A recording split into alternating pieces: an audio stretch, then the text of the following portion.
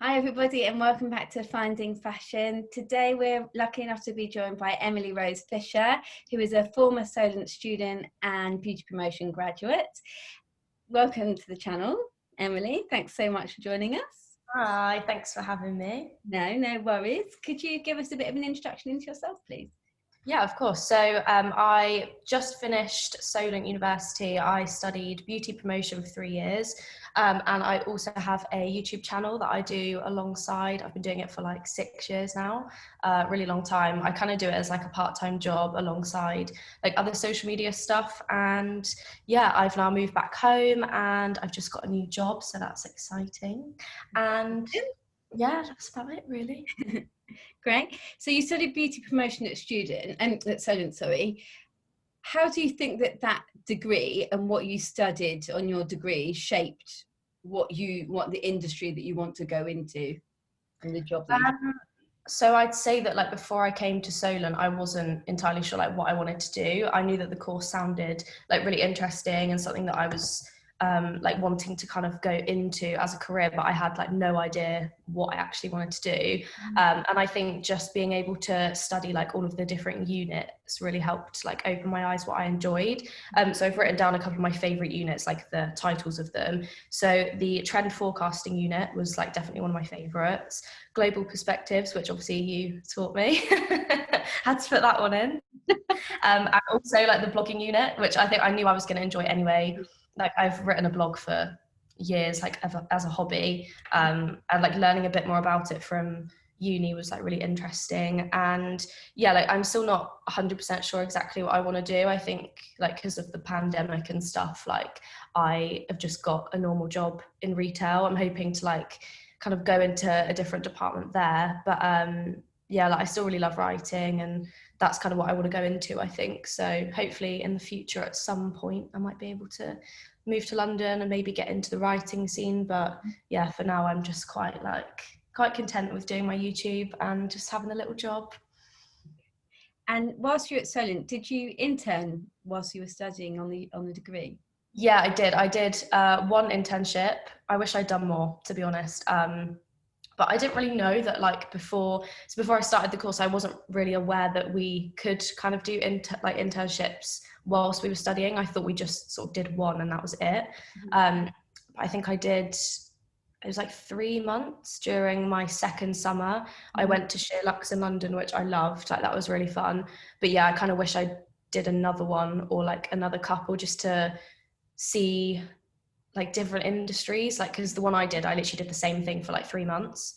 So I wish I'd kind of gone to like a publication or like I don't know, something else that wasn't just like an online magazine, because I didn't really get to see anything else like that's out there and kind of explore different avenues. So yeah, I kind of wish I'd done more. But So what were you doing whilst you were interning at Sheerluxe? so for the first like I think it was like the first week or so, they were just like teaching me about the company and how they run like so it's like an online blog / magazine.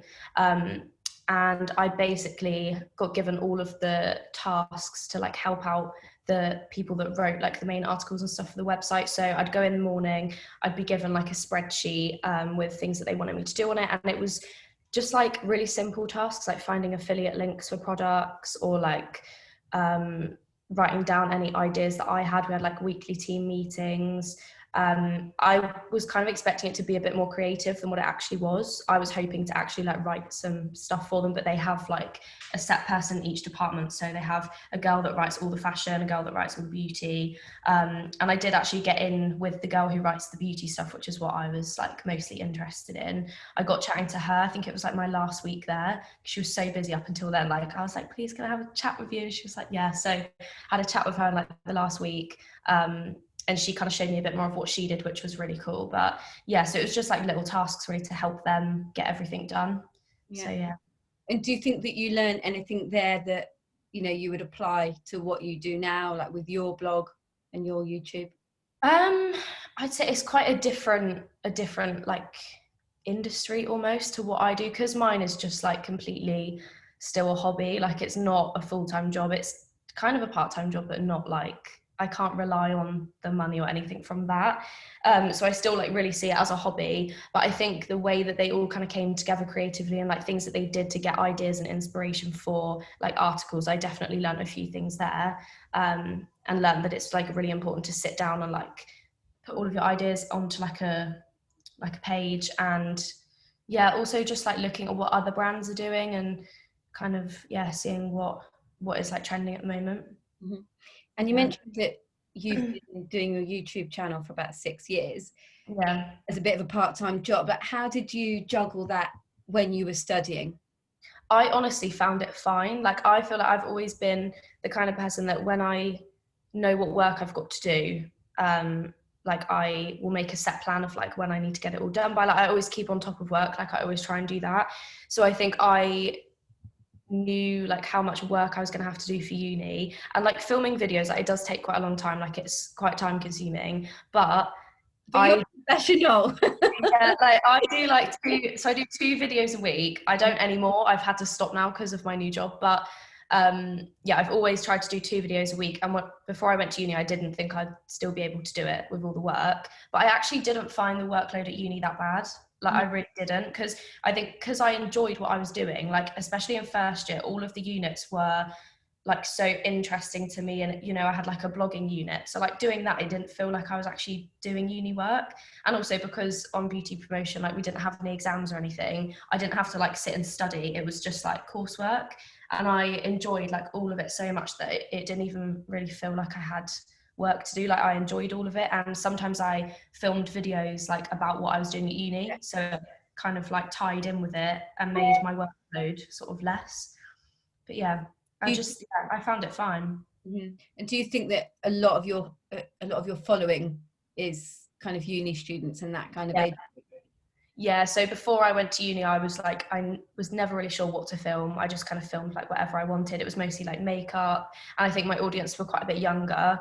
And then when I started uni 3 years ago, I saw my following. That's like when it mostly went up, because all of my like university related videos have been my most popular on my channel. Like, my most popular one is, I think it's my first year, I did like a uni room tour of like the halls that I was living in. And honestly, that video has got like, I think it's like over 200,000 views. Wow. It's mental. And like from that, and like every year people keep like rewatching it because people just love. It's relevant though, isn't it? Yeah, people love it. And I think also, like, I know before I went to uni, I used to search up like uni room tours, like get inspiration of how to make it look nice, or just like general videos about what uni's going to be like, because I feel like you just don't know until you actually go there. So I think people really do like go and rely on YouTube for kind of like honest experience videos about uni. So yeah, I think when I was there, my following was very much all the same kind of age as me. I went to uni a little bit older, like 2 or 3 years older than everyone else. So you're ancient, Emily. You're ancient. But yeah, so I think my following definitely became like more my age and more just people that were at uni at the same time. And now I'm kind of at that stage where I'm like, I don't know what to film anymore, because my uni videos were so popular, and now I finished uni, it's like I just don't know what to film anymore. I feel like I'm in a bit of a rut. Like, I know I want to film some videos about kind of like life after graduation, like finding a job and stuff, but it's really hard because you have to be really careful about what you talk about. Like, I would love to make a video about the job that I've just got and like the interview process, because I know that would really help people, but I don't think you have to be careful with what you put out there, because they, like, the people that have just employed me, they know that I do YouTube, so they're obviously going to be watching it. They're not going to then want to see me talking about my job. Do you know what I mean? So it's kind of hard, like what I can and can't say.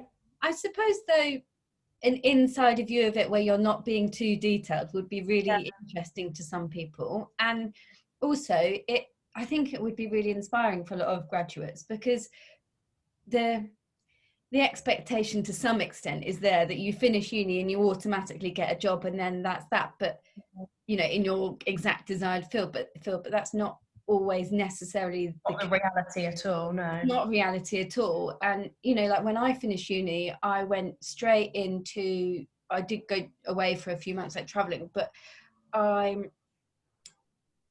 finished uni, and then after I got back from being away, I got a job, but my job was, they paid my travel expenses, and my travel expenses, granted, were like £600 a month, but I did other jobs on top of that, but did a bit of freelance, but then also worked at the weekend. And yeah, I think it's really valuable to see that that's the reality of it, because there is that pressure there, isn't there?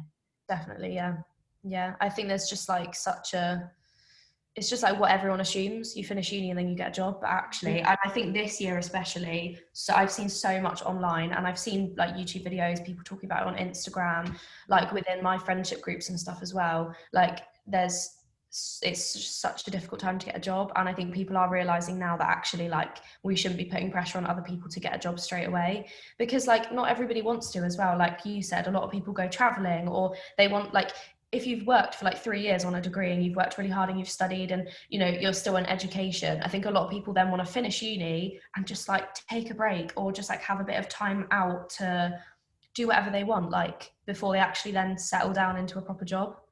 I think there's no pressure on what you have to do. I think people are realizing that this year with like how tricky it is to actually get a job.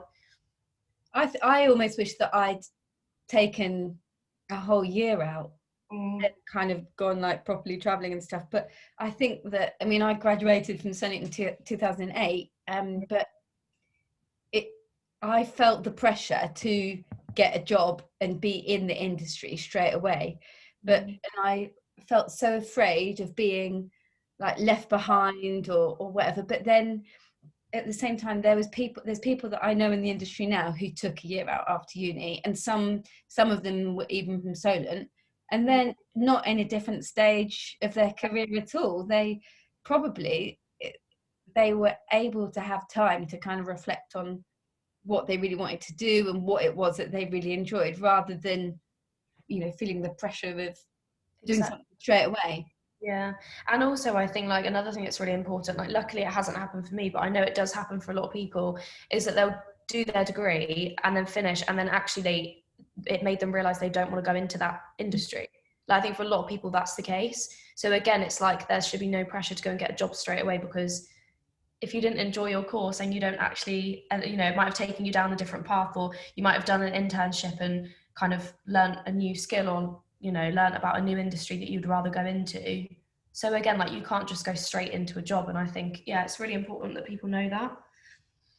And also knowing the transferable skills as well, because that is quite a common thing, that people do a degree and they get their degree in a certain subject, which is amazing, but then they go into a completely different field, and that's totally okay. Yeah.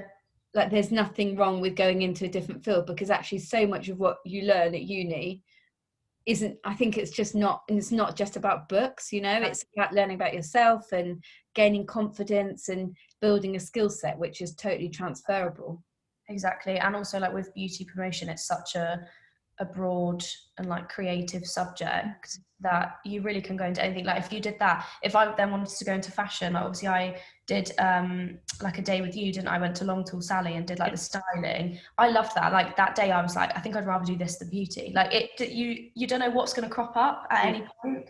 And like, yeah, like I might go to this new job of mine and really like that and decide I want to do something completely different. Like, and also like once you've got a degree, you've got a degree. Like it doesn't matter whether it's in exactly what you want to go into, or yeah, I think it just doesn't, like you've done the hard bit, you've got the degree.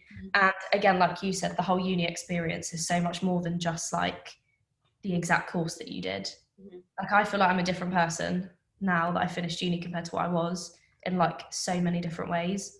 Do you feel that your confidence has grown? Yeah, 100%. Yeah, like I was a confident person before I went to uni. I think doing YouTube helped that. Like before I started my channel when I was so young, but like when I was younger, I was not like the most confident person, and I had to go through like people like taking the mick out of my channel and like that kind of thing, which, you know, it's school for you. But like you go through all that, and like, yeah, even when I first started uni, I wasn't like the most confident person, but it's because you grow up so much. Like, you know, I lived at home until then. I had my cooking, my washing, my cleaning done for me, like everything, and I just couldn't wait. Like the biggest thing for me going to uni was just like independence. That's all I wanted. Like obviously the degree was important. Like I never wanted to go to uni because I never wanted to go to uni, and like, I got told at school that I wouldn't go if I didn't do like A levels and stuff. And so I had it in my head, I was like, there's nothing that I want to do at uni, because I just assumed in my head it was all like, if you want to be a doctor, you go to uni, or if you want to do this. But like, obviously, then I actually found out about the course through YouTube because I saw someone else talking about it. Yeah. So, yeah, and then obviously I realised that that's what I wanted to do, because I just didn't think that I could do a course that would actually interest me. But yeah, so yeah, I definitely feel like I'm a different person now I've done it. Yeah, I think you grow so much, and it's, you know, when you are at uni, like you have all of the independence of living at home and doing your own washing and you know, all of those life skills that you learn, but then you do have the support of, ultimately you've got the support of your parents at the same time, so it's like a bit of a weird like in between stage, but it kind of gears you up, doesn't it? Yeah. So I still remember feeling the same way at uni. It was like, okay, well, if I'm going to be completely on my own and doing my own thing, but at the same time I can go home at Christmas and You've still got that comfort. And also, it's not like you're completely thrown in the deep end, because probably everyone that you live with in halls is in exactly the same situation, so you all just kind of learn together. Yeah, it was a great time. I still remember it very fondly. So going back to what you studied on beauty promotion, for your final major project, you created your own makeup line. Yep. How did you even start conceptualizing a makeup? Honestly, I don't know, it's crazy. Like, I feel like when you start like your degree, you're told that you're going to have to do a final project and like a dissertation, and you're like, okay, and then it rolls around so quickly and you're like, Oh, actually don't know what I want to do. Like, I haven't even thought about it. And up until like the summer before I went back for it, I had no idea. And I just remember I think it was over Christmas, and I was just sat panicking, and I was like, I have no idea what I want to do. And I was trying to put so much pressure on myself that I would sit at my desk for hours, like trying to force an idea into my mind. And then for my dissertation and for my final project, an idea just came to me when I wasn't even thinking about it, like for my day-to-day life, doing something, and I'd be like, oh, why don't I do it on this? Like, I feel like you shouldn't force an idea in your head. Like, it will just come to you. I completely agree. Because it needs to be something that you're passionate about. Otherwise, you're not going to do good in it. Like, you need to be really passionate about what you're actually putting out there and what you're going to work on for hours. But yeah, like, I always kind of thought like, oh, YouTubers always bring out like merchandise. And I was like, I definitely don't ever have enough subscribers to do that. So that's not happening. Yeah. I was like, one day if that were to happen, that would be really cool. So I remember thinking about that. And then I was like, right, I'm studying beauty promotion. So I was like, it probably should be something to do with beauty, like, even though it didn't have to be. And then, yeah, I just kind of thought like, I think I was like talking to my friend or something, and I was moaning about that there was never any makeup that suited me. Like, I'm normally paler than this. I have got fake tan on. I'm normally really pale. But yeah, and I remember like moaning that there was no foundation or like contour products or whatever that like suited my skin. And then I was like, why don't I bring out my own thing for my final project? And then, yeah, it started from there. I had a meeting with my manager about it, because I've got a manager for my YouTube, and I had a meeting with him because he lived in Southampton, and we sat down and he kind of helped me like think about how it could actually work, and then obviously like had one-to-ones and stuff, and it just all came together. And I just really wanted to bring out something that I knew that I believed in and that I believed should actually be a thing. Obviously I had to back it all up with like research and proving that it was actually needed in the market and that there was a gap for it, and luckily I could do that through my followers. And I think also, like, a lot of the time when you watch YouTube videos, or like follow people on Instagram, you follow people that you are like quite similar to. So I think a lot of my following sort of had pale skin as well, and luckily they wanted to like get involved in it. So I put out like a thing on my Instagram. I asked for anyone that like considered themselves to be like fair or have pale skin to contact me, and they could help me with my final project. And I had to do like loads of research that way, like sending them over questionnaires and like stuff to fill out about the current like products on the market and stuff. And then, yeah, like it all kind of went ahead. And yeah, that was my project. It honestly like felt like it took so long, and there were so many stages to it, but I like came out the other end so proud of it. And I worked with a lot of people in the industry on it as well. Like, I didn't want to just do it myself.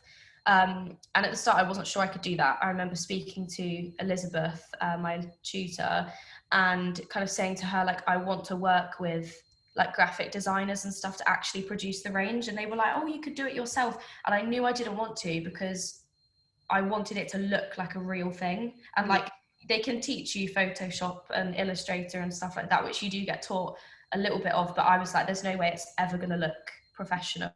And like, I kind of had it in the back of my mind that if I actually have this at the end of my degree and I've got like a full-on range and like all of the research and information to go behind it, like potentially one day it could be a real thing. Like that's what I was told. So I was like, I want it to be like super professional.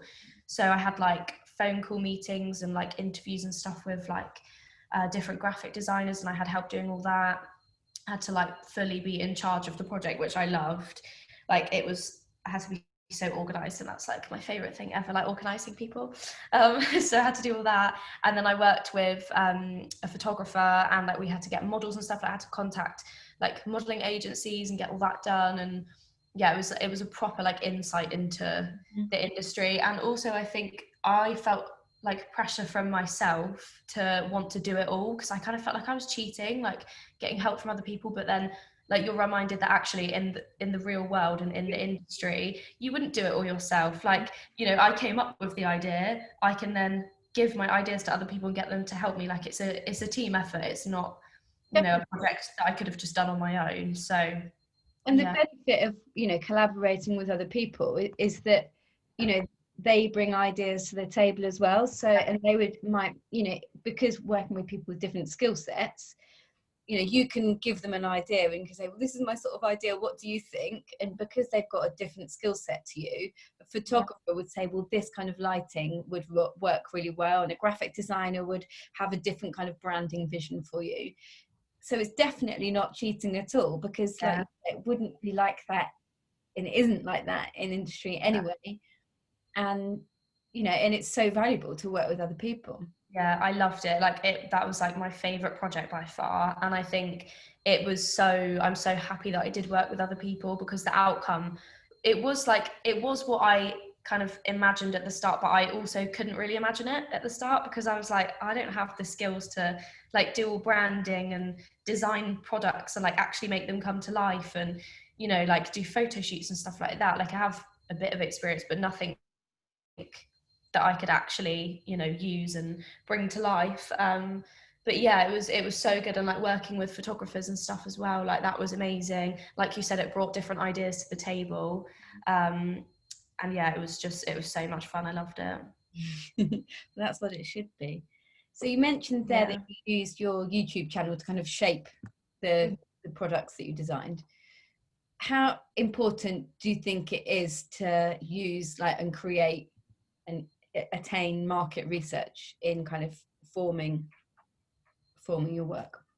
So what, for my final project, it was really important, because I knew that a lot of like in the one-to-ones that I would have every week, we'd kind of go over and they would really like delve deep and be like, what is the reason you're doing this? Because obviously, as well as my final project, I had to write up like an evaluation and kind of talk about the whole experience from start to finish, and like how I came up with the ideas, and I had to back up everything that I did. Like I couldn't just be like, oh, I picked these colors because I liked them. Like you have to really back up why you're doing it. And yeah, so I did use my Instagram and my YouTube, kind of like only because it was essentially like merchandise. They were going to be the people buying it, so I had to make sure it was right for them.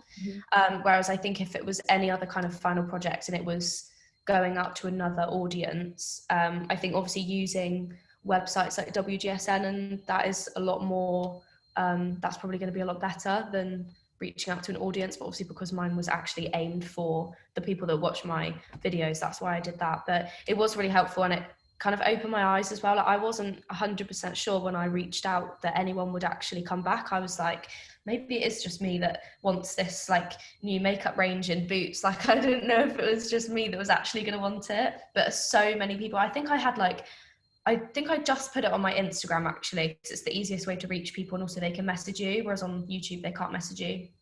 So I reached out on Instagram, and I've only got like, I think I've got like 5,000 followers on Instagram, so it's not as much as my YouTube.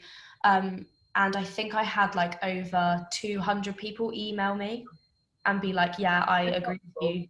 Yeah, like super helpful. And again, when it came to writing my evaluation at the end, like having all of that information and research and stuff that I'd already done, it just made my project so much better. Yeah. And so why did you want to set up a YouTube channel? Oh God, I honestly, like, I think it was my last year of secondary school. I'd gone out shopping. I came home and I bought loads of stuff. I think it was actually, I was buying things for my leavers prom, and I'd just gone out and I bought loads, and I came back home and I was like, you know what? I want to see what it's like to film a video, because I used to watch like Zoella, Sprinkle of Glitter, Tanya Bell, like all of those. Like it was that generation of like YouTube that I used to love, and that was kind of the time when I started it. And yeah, I remember always being really intrigued by it, but I'm pretty sure I just one day was like, I might see what happens if I film a video. I was never planning on uploading it. Like I was literally just gonna film it. I had no idea how to edit, like nothing. And then I remember filming it and being like, I'm gonna play around and see if I can edit it. And I literally used iMovie on my laptop, which is what I still use now. So easy. And like people like pay for all the expensive ones. I've tried that. Don't understand them. I think that it's so much easier just using iMovie. So yeah, I edited it, and then I was like, maybe I should just upload it. And I just made a YouTube channel, uploaded it. My first few videos have been taken down because they were horrendously embarrassing. Like every time I would like make new friends or like get a new boyfriend, or like they would always get up like my first few videos and like start playing them to me, and I would it was horrible. So I was like, I need to delete these. I think there's still some like pretty old ones on there, but oh my gosh, they were so embarrassing. But yeah, and I literally just taught myself how to do it all, like watching YouTube videos of how to like edit videos and stuff. But yeah, I just randomly did it. And like there were so many points when I was younger, like when I went to college, that I was like adamant that I was going to stop, because all I used to get at college, I would go into a lesson and we'd be in a computer suite, and I'd go in, like bearing in mind I was like 17, yeah, I was like 16, 17. I would go into college and there'd be all these people and they'd all get up my channel on every single screen in the computer thing and start all playing different videos before the teacher got in. And I remember I used to like run to the toilet and cry and be like, I can't do this anymore. And like, I'm so glad that I didn't stop that, because now like I'll go out in my local town and I'll see like people that used to like take the mick out of me. Really? And like, oh, hi, how are you? How's your channel? And I'm literally like, yeah, see, yeah.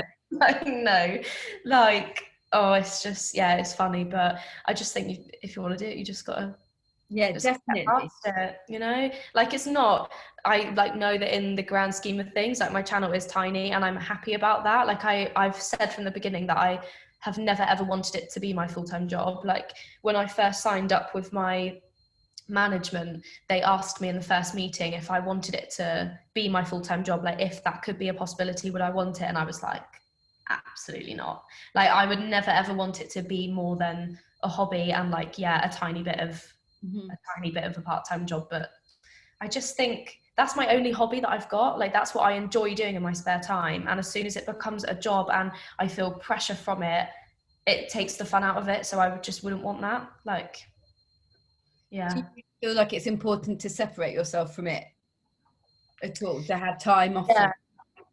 Yeah, which I find so hard. And also I think like it's hard to know what to film as well. In like, I don't know, like for example, I think when people watch videos, like I know that when I watch YouTube videos, I like being nosy. Everyone loves being nosy. If you see like a clickbait title and it's like, I've got a new boyfriend, or like you're gonna watch it because you get invested in the people that you watch, and I think you want to know so much about them.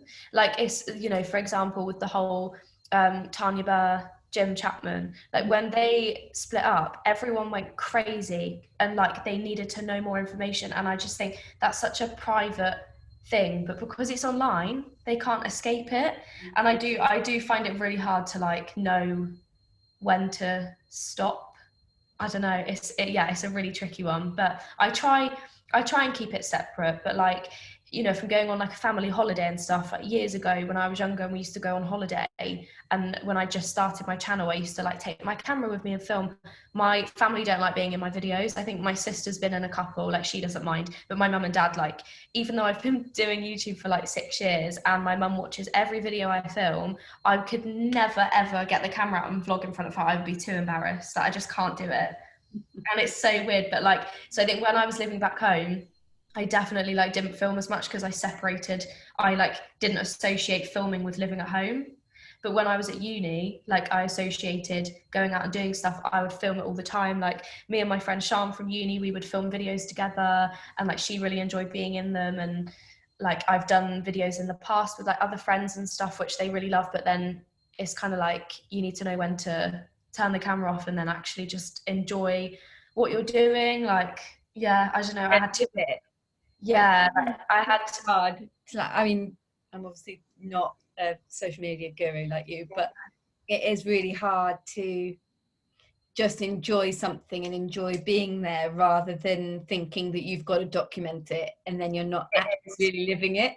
yeah, it's a tricky one though, because a lot of the time, like if I'm going to go and do something fun, so I went to go and see my friend from uni in London last week, and I was like, I'm going to film it because I haven't seen her in ages and it'll be really fun. Part of me was like, oh, maybe I shouldn't, and we should just enjoy each other's company. But we still managed to do that, but also film some bits. And I'm so happy that we did, because now we can watch it back. And I think that is the best thing. It is the best thing. Like even at the time, if you're like, oh, I just want to relax and enjoy it, I never regret filming something. I only regret not filming it, because I love being able to watch back things, because you remember stuff that you would never remember. Like if I'm feeling like I miss uni, I can literally watch back a vlog from my first week of uni and like me sat in my room like, oh, I've just started uni, like, and if I'd never filmed that, I would never remember how I felt. Yeah, so it's a tricky one, but I just think I do film quite a lot of my life. Yeah. How do you think it's grown? What, my channel? Yeah. So it definitely, like the first couple of years, it was so slow. Like I had hardly any subscribers. I used to get maybe like 20, 30 views on a video. And then I think when I went to uni, I really noticed it kind of go up. Like I said, with like the uni related videos, they were super popular. And I think since then, like the 3 years I was at uni, that's when I had like the biggest amount of growth. I also joined with my management then, so I think that had quite a bit to do with it, because I was getting more like brand work come in and stuff. And also like all of the other YouTubers that they manage, we all kind of like followed each other on everything. And I think that helped my channel grow. But apart from that, it has been quite a slow burner, and it still is. Like I think my subscribers have probably gone up like, I don't know, in the last month it's not even like an obvious amount. Like it's quite slow now. But I get like the odd video that gets super popular, but I try not to even look. Like there was a stage when I was at uni and I was like really into it, and I was getting a lot of views on videos that I would like be checking every week, like, oh, how many subscribers am I on? But I genuinely don't look anymore, because I think it's gonna change the way I think about YouTube. It's gonna make me disheartened if it hasn't gone up. And like I just remind myself that I didn't start it because I wanted loads of people to watch, or like, you know, I do it for fun, and if people watch, that's great. So that's very good advice. Yeah. Do you use insights or like feedback from your followers to help shape your content? Yeah, so I always ask for, like, in each video I pretty much say at the end, I'm like, if you've got any suggestions of what you want to see, let me know down below, because I genuinely will. Like, I read all my comments, I reply to them all, and if someone comments a suggestion and I'm like, oh, that's a good idea, or like if a lot of people suggest the same thing, I will film it, because it's so hard to think of ideas all the time. And I find myself just like filming videos of me sat down talking, and I'm like, I don't know if anyone's even going to watch this. So like it's nice to get get some like inspiration from people. And I do check my insights, but like I said, like not that much anymore, just because I check with sort of like when it's popular, what time during the day and stuff that people are online, and it's always the evening. But to be fair, I upload my videos at 9:30 in the morning, and I always have done, and I know I should do it in the evening because that's when it would get more views. But I've got this thing in my head where from like day one when I started uploading them, I've always done it at 9:30, and I'm just like, I'm too far in to change it now. Like I just don't want to change the time of my upload, so I refuse to do it. But yeah, there are like certain times of the day where it would be more popular, and I sort of look at like whether it's more boys and girls. It's always more girls. But yeah, I do look, and I take on board like comments and stuff, but apart from that, I just film what I want. And I think if people are kind of like invested in my channel and like enjoy watching me, they'll kind of watch anything, because that's how I feel about other YouTubers that I watch. I will literally, if I like them and I enjoy watching them, I'll watch anything that they upload. Whereas if I don't like them and they upload something that I want to watch, do you know what I mean? I still, if it's a video that I'm interested in, like, I don't know, say I wanted to watch a flat tour, if I didn't like watching that YouTuber, I'm not going to watch it just because it's them. Mm-hmm. So I will watch people that I like, and I don't really care what they're talking about. So I just want it to feel authentic all the time. yeah, I wouldn't want to like look so much into my insights that I then start changing what I'm filming, or I wouldn't want to like film something that I don't really want to talk about just because people want to see it, because then I'm not going to be interested in talking about it, and it's just going to be a rubbish video. So Mm-hmm. And do you apply that policy to working for brands as well? So you do some like sponsored and some like posts where you'll kind of create content on behalf of brands. Do you like, how strict are you with what brands you work with? So I mostly get my brands through my management. I've had a few that have contacted me separately, and then I kind of like steer them in his direction, just because I never know, like before I joined them, I never really worked with brands because I didn't know how much money to say. I didn't know like how the thing works, didn't know what documents I had to sign. So I never really did any brand work until I joined them. So yeah, I get most of them through Sharp Talent, which is my management, but I quite often will say no to them. Either I don't have the time and it's like a really long campaign and I'm like, I just don't, or sometimes it'll be like a really strict turnaround, so they'll want the video in like 2 days time, or like something like that, so I'm like, no. But yeah, there are quite a lot of the time there'll be brands that come forward and he's like, are you interested in this? And I'm like, no. Like a lot of the time it's gifting as well, it's not actually like sponsored, paid for things. And with gifting especially, like if I know that I'm not going to use that product and I don't want it, I'm not just going to say yes to it because it's free stuff, because I feel like it's such a waste. Like when I first joined them, I be honest, I did used to say yes to anything that they wanted to send to me. I'd be like, yeah, send me the free stuff. But I quickly realized that I just had so much rubbish that I didn't want and I didn't use, and I was like, this is such a waste. So now I literally only say yes to something if I actually want it. And yeah, like again with brands, like I will only work with them if they're actually like of interest to me. Like I would never say yes to a brand. Like there was I was gonna say, I don't know if I can say it, I probably can. I got offered to work with Tampax, like I think it was like last year, and the amount of money they offered was ridiculous, and I had to think about it, but I was like, no, you know what, because that's not, they wanted me to do a whole sit down video and talk about periods, and like I get that, people love that on YouTube, that's fine, but like I've never done a video like that in my life.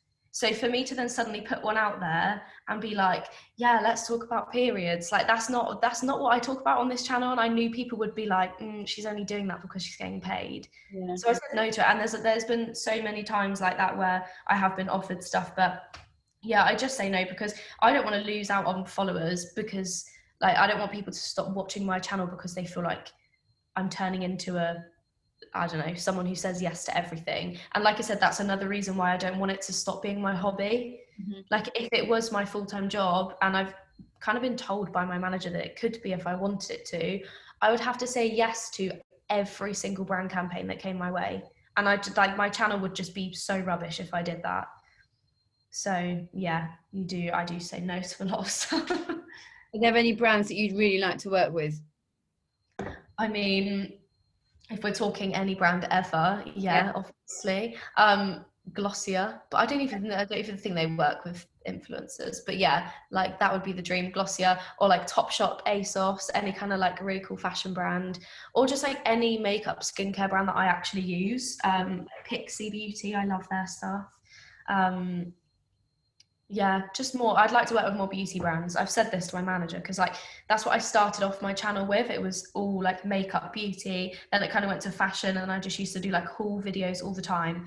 And then the last couple of years, like since going to uni, it's turned a lot more and like revolves a lot more around food and just like general lifestyle stuff, because I've got older, like I enjoy cooking more, and like a lot of my videos are just like related around food. Like I'm literally filming a video today of everything I eat, which is the weirdest concept. Like why do people want to watch that? I have no idea, but I watch it. Like they're my favorite videos to watch, like seeing what people eat. I love it. So yeah, it's more kind of like food brands and stuff that come my way now. But yeah, definitely like more beauty brands. And do you feel like, you mentioned there that you got offered a job with Tampax, and you didn't feel like it was natural or authentic for you to do it? Do you think that there are some things that you prefer to keep private? Yeah, I mean, I would happily talk about stuff like that in a video, and I think I have done like girl talk videos where you talk about stuff like that, but because it's not like a regular thing on my channel, like I follow girls that will do like monthly videos about like, you know, talking about all different like taboo topics and stuff like that, contraception and periods and stuff like that, and that's fine. I love that. Like I like watching them. I would happily film them, but I just have never got to the point where I've been like, oh, I want to sit down and film this video. So it's not like I'm against it and I would never film that, because I probably would. Like I'd happily talk about that. Like I've been filming vlogs before. Actually, I filmed a video once. I won't say the brand, but I had to put like a sponsored clip in for a brand in this video, because a lot of them will just pay for you to like insert a little clip into the video. Mm-hmm. And I filmed it was just like a daily vlog when I was at uni, and I remember moaning in the video that I felt really ill and that I had really bad period pains, and I spoke about periods in this video. And then I inserted the clip about the brand, sent it off to them, and they wouldn't accept the video. They rejected it because I spoke about periods in the video. They were like, no, that's not, we don't want you to talk about that. It was like a jewelry brand, and they were like, no, you've mentioned a topic that we don't want you to talk about, like with the video. So then what did you do then? Did you have to re-edit it? No, so I had two choices. I could have refilmed.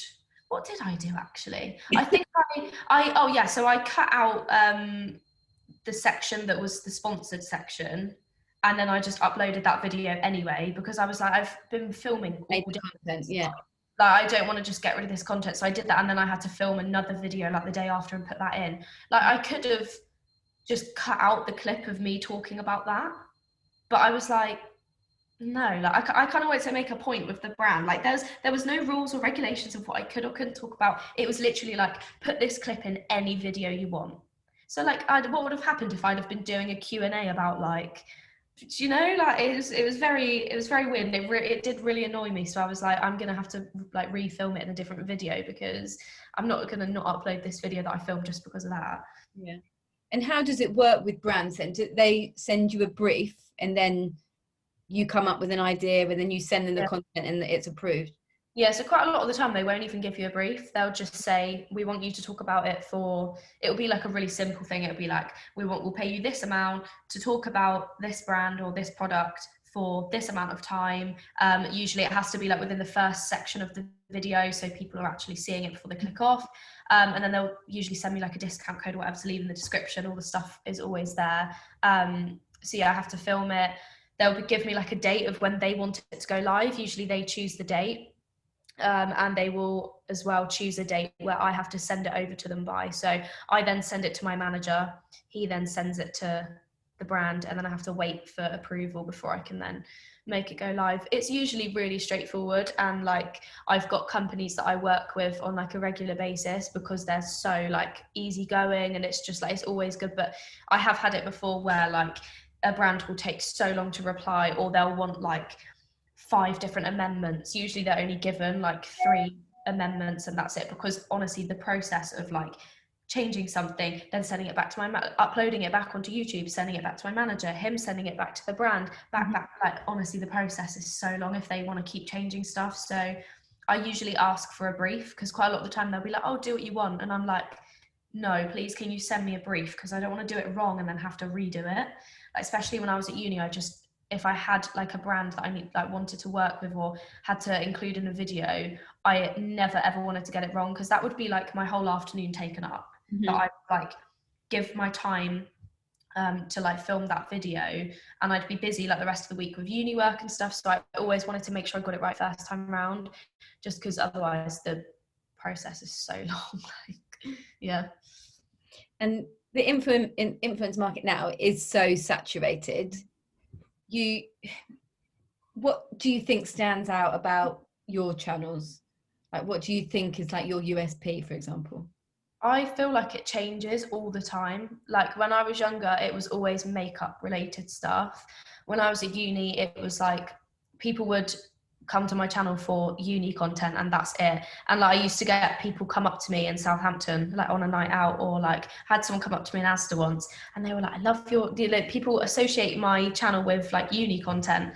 So now, like I said earlier, I don't really know. I feel like the only USP, like I think I had to talk about this actually when I did my final project, and I had to say what my unique selling point was for my channel. And I think I just said like it is literally just like me as a person. Mm-hmm. Like it sounds really like vain, like I'm the selling point. But do you know what I mean? Like my channel is literally like my personality but in videos.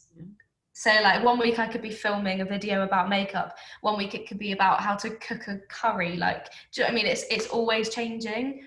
So I think it's just like if people like me as a person and they enjoy watching my videos, that's it. And also, like I said to you, if it was my job, I'd be trying to like really push it and push for those views, push for those subscribers, and like try and get videos to get really popular. But because I try not to worry about it too much, like I don't really put a lot of thought into it. I just kind of do what I fancy and see if it works. Do you use any strategies at all to push your content at all? Probably just like regular uploads. Mm-hmm. Like so I said, I've always tried to do 2 videos a week. I used to do Wednesday and Sunday. I did that for literally years. I think I had 1 year where I didn't do it. But for like the last few years, I've always uploaded on those 2 days. Like I hardly ever miss them. But I have just filmed a video yesterday that's going to go up, I think, on Sunday, to say that I'm going to do one now because I'm going to get 2 days off work a week. Mm-hmm. It takes a good day to like think of an idea, film the video, edit it, upload it, make the thumbnail, like do any extra bits if it's for a brand, and then I literally would have no time to myself. So I'm going to go down to 1 video a week. Mm-hmm. But yeah, I think just like consistent uploads and always uploading on the same day is good because then people know what day to come back to your channel if they want to watch your videos. But that's probably it. I don't really have any other strategies that I use, to be honest. And do you think that, you know, kind of in keeping it your readers and your followers informed and you're interacting with your subscribers, do you think that that's important? Yeah, so important. Because I think like I have always replied to every comment that ever comes in, because I think that feeling when if you comment on someone else's video or you like DM someone on Instagram and ask them a question, or like you ask where their outfit's from or like something like that, or just tell them that you like their video or whatever, when they reply to you, you literally feel like so happy. Like I know I do. Like if I message an influencer or whatever on Instagram and ask like where they got their jacket from, or like say, oh, I loved your new video, and they reply, like that makes your day. Like doesn't it? we make a person's day by replying, and it takes seconds. And I really hate it when people don't reply. Like I know obviously huge influencers would get way too many emails and like messages and stuff to reply, but yeah, like as long as I can and I actually have the time to, because I don't get that many messages, like as long as I have the time to do it, I will always reply. I think it's so important because it's going to bring people back to your channel. And like if someone ignores your message, like if you DM them on Instagram and they like view it and ignore it, a little bit of you is going to be like, oh, that's rude, I don't want to watch you anymore. Yeah, that makes them seem stuck up. Yeah. And it does totally make you connect with them. It you know, it makes you much more invested, doesn't it? So much more. And it's mad like how amazing it makes you feel. Like I work for the Mail Online, as you know, and I quite often like comment on people's like pictures asking where their clothes are from. And last week I commented on Christine from Selling Sunset's picture, and she replied, and I was like, yes. And it felt amazing, and it really shouldn't do, but because she was really nice about it, it just makes you like change your opinion a little bit, and it makes you realize that it engages you, so it makes you realize that your follow is totally worth it. Definitely. And also I feel like then when if it's a YouTuber and they reply to you, then when you're next watching their video, you're like, oh, they know who I am, they replied to my message. Yeah, like, exactly. it just does. It's so stupid, and it's such a small thing, but it's such a small thing for them to reply to you as well, like, and it just makes you feel so good. So yeah, I always reply to people. I think it's really important. So do you ever work with other influencers at all to kind of boost No, I your haven't. No, I'd say the only thing that's kind of like close to that is with Sharp Talent.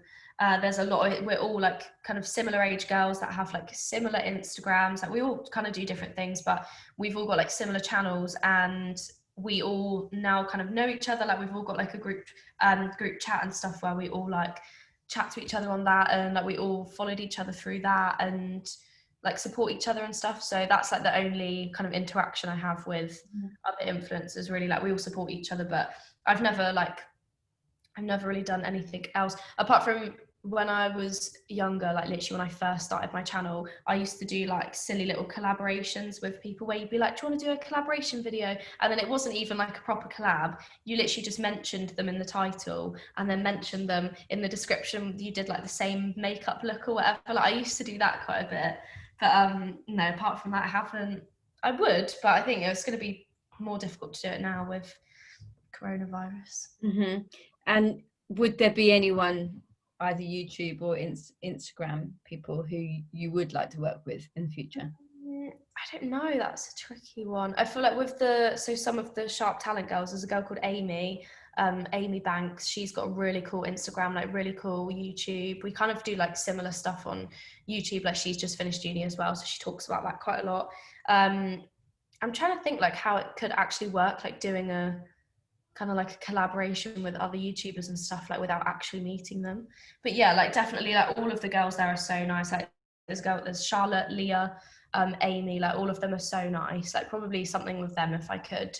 I feel like I don't know, I'd be a bit scared to work with anyone else because I know that they're like really nice and we've chatted, and like I just feel like they're like friends. Yeah, it's Outside, mixing business with friends. yeah. Gosh. What advice would you give someone who was wanting to start their own YouTube channel? And perhaps I can take some of your advice. Literally, like if you want to do it, just do it. Like don't listen to what anyone else says, just go for it. But it has to be like something that you are actually passionate about and interested in, because like I've said, it does take a lot of time. Like it's super time consuming, and also it can be quite like disheartening because your channel isn't going to suddenly, I mean it might, lucky you if it does just like suddenly go on, but like do you know what I mean? Like anyone starting a channel, I've been doing it for 6 years and I've got 20, like that's not a lot of subscribers in the grand scheme of YouTube. Like it's really not. So I think you've got to be really passionate about what you're doing and just do it because you enjoy it. Mm-hmm. Like it is such a fun thing to do and it can be so rewarding. And like yeah, I just think a lot of people think, oh, I'll start a YouTube channel, it's like easy money. Like I think a lot of people have that perception, but it's not, because you have to work so hard to actually get anyone that wants to pay you to do anything. Like it's not just handed to you. Like don't get me wrong, it can be easy, and like it is relatively easy compared to some jobs, but yeah, I just think you just got to start it for fun. Don't think it's going to be a job. Like just do it as a hobby if you want to. And like it is a super fun way to document things. Like I love being able to look back on like 5 years ago and like see what I was up to, like when I went on a holiday or like a weekend away. Like it's so fun. I love being able to look back at it. But yeah, just if you want to do it, go for it. Mm-hmm. But don't be disheartened if it doesn't just like grow suddenly. And also if people say stuff to you, just don't listen to them, because I feel like these days people wouldn't. I think when I first started a channel, it was like nobody did it. But like I know quite a lot of people now that have a YouTube channel, or you know, because a lot of people try really hardly like with their Instagram now, and that's just like the normal, whereas it didn't used to be. So I think people's perceptions of it are definitely changing, and social media is becoming such a big thing now. Like, you know, to study a degree where we actually get taught about it, like that's mad. That's actually crazy. Yeah, like when I went to uni, there wasn't, like, I remember getting Facebook in my second year, you know, like there wasn't Instagram, like there was nothing there. So you didn't learn anything about that. But that's why it's so good to, you know, do these kind of like media studies, like promotion kind of degrees, because they are constantly evolving all the time, because they have to respond to industry constantly. Mm. Right. Do you tailor your content at all across your Instagram and your YouTube? Is it completely different, or do you tweak the content to suit both? They are like, I would never post, well, if I put a YouTube video up, I like promote it on my stories on Instagram in hope that people go across. But I think a lot of my audience is completely different. Like with my YouTube, it's people from like here, there, and everywhere, like every background, different countries. I don't know, people from everywhere on there. But I think on my Instagram, I am always very wary in the back of my mind that a lot of people that follow me on there are either people from school or people from my hometown, or they're my family, or like my mum's friends follow me on there, or like, do you know what I mean? It's a bit more of a, I don't know, a bit more of like a personal thing. But then at the same time, it's not, because then I know people do follow me for kind of like influencer content. But like, I wouldn't say that my Instagram is like that, but I suppose it is without me realizing. Like years ago, I'd go to the beach and I'd take a picture of the sea and I'd put it on my Instagram, like on the grid. I would never do that now because I know people don't care. Mm-hmm. Do you know what I mean? And I do kind of wish I could go back to just like posting whatever, because I post a lot less frequently now than what I used to, because I'm so much more like, does this photo look right with my grid? Like, is the lighting the same as the other pictures? Like, I put the same, I buy these like presets on Photoshop that I put on every single photo to make the colors look the same. And like, if I take a picture and it doesn't look right with that preset, I literally won't upload it, I scrap it. Or like, I will spend so long thinking like, what can I take a picture of that's gonna actually go with it? And like, I try and do a bit more fashion content, but then again, it's really hard because I'm on my own. Like, I don't have other people to take my photos, so that's another issue. But yeah, I definitely do care quite a lot about what I put on Instagram, which I wish I didn't. But it's because I know that if I put a picture of like, I don't know, if I put a picture of my dinner on my Instagram, which is what I used to love doing, if I do that now, it's going to get about 10 likes. Like, people won't be interested in it. And I think because I follow a lot of like fashion bloggers, fashion influencers, stuff like that on Instagram, that's all I constantly see when I scroll. And I see all these like amazing like fashion images, you know, like street style, and I'm like, oh, I want to post stuff like that. But then in reality, I'm like, I can't, like, so I need to just bring it back down and actually just post what I can post.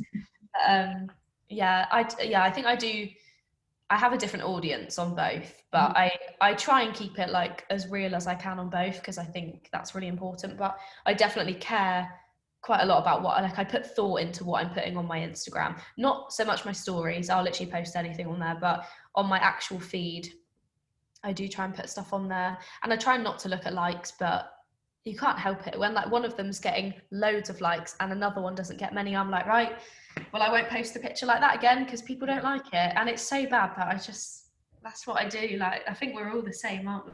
Yeah, definitely. We all want that, and we can't help but feel that kind of verification almost by like the likes, which is, you know, ridiculous that we feel like that, but is what it is. Do you think that you'd ever venture into other like social platforms? So Burberry, for example, they showcased their new season collection on Twitch, and TikTok's massive and people are using reels. Like, do you think that YouTube is for you? I don't know. That's another, yeah, like reels are huge now on Instagram, aren't they? I keep seeing people do them, and I have watched a few, but like, it's the same with TikTok. I've only just recently started watching TikTok, but I don't think I'm not saying I would never do it, but for me, like, number one, I don't feel like I'm creative enough to start a TikTok. Like, I just don't think I am.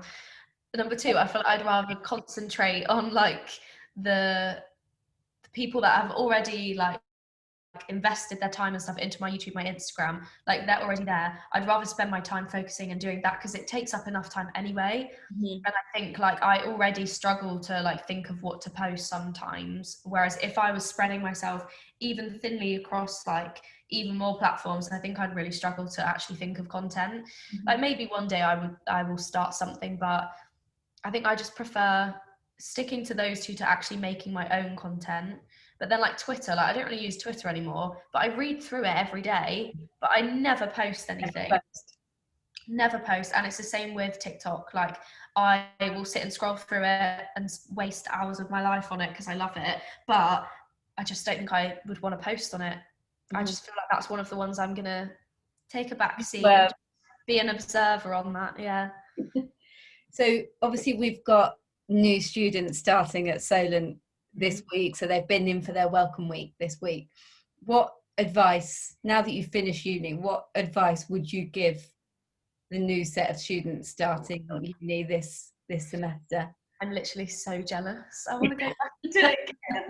It's so hard because I feel like when you start uni, people give you advice and you're like, yeah, yeah. I remember everyone telling me it goes so quickly, like make sure you enjoy it. And I was like, oh, it's 3 years. I don't think it's going to go that quickly. Oh my gosh, it does. Like, honestly crazy. So yeah, just like enjoy yourself so much. Also, like I said at the start of this chat, like I wish I'd done more internships. Kind of like spent a bit more time looking into that, and also just like preparing a little bit before, like with my final project and my dissertation.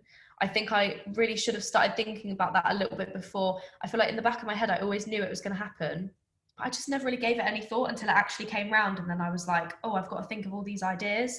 So I think just really like throughout the whole 3 years or whatever it is your course is, throughout the whole time, just really try and like make sure you know what interests you, and jot down any ideas you ever have of like projects that would interest you, or like specific things that interested you in a lecture, like, and then at the end of those 2 years ready to do your dissertation and your final project, you'll have like a whole list of things that actually interested you along the way, and then you've got like different avenues to explore. So yeah, just do that. Also the library, I love the library. I want to go back there, and like I used to take my laptop every morning. I would make a coffee, go to the library, a little group of us would meet, and we would spend all day just sat in there. I loved it.